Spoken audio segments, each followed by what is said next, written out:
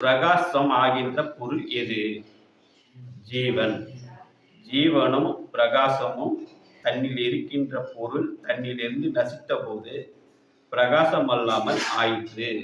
அதனால் எங்கிருந்து பிரகாசிக்கிறது என்று வெளிப்படுகின்றது? அது தண்ணீர் இருந்து. தண்ணீர் எங்கிருந்து பிரகாசிக்கின்றது? மேல்பாகத்தில் இருந்து. ஆகாசத்துல இருந்து ஆமா, தண்ணினா நம்மள ஆகாசம் அங்கதான் பிரகாசிக்குது. அப்ப அதுதான் ஆகாசம். தன்னுகிட்ட இருக்கிற மேல் பாகத்துல ஆகாசத்துல பிரகாசம் உண்டு, வெளியே இல்லை. ஏன்னா வெளியே பிரகாசம்னா இது எழுந்திரிச்சிடுமே. அப்ப இதுக்கு ஏன் எழுந்திருக்க முடியலன்னா ஜீவன் இல்லை. அப்ப ஜீவன் இருந்தாதான் பிரகாசம். அது எங்க இருக்குன்னா தண்ணீர் மேல் பாகத்தில்.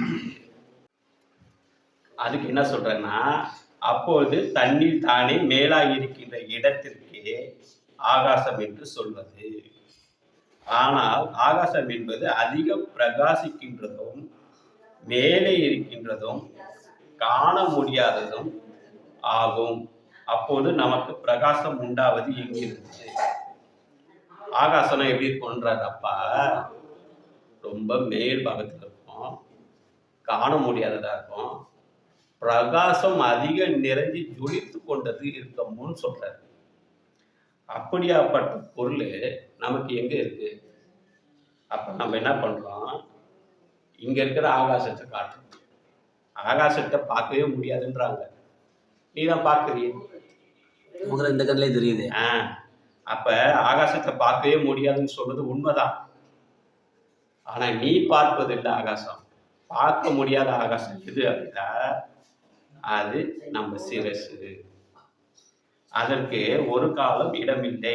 ஏனென்றால் செத்த போது காணுகின்ற ஆகாசம் சூனியம் இருக்கின்றது அல்லவா?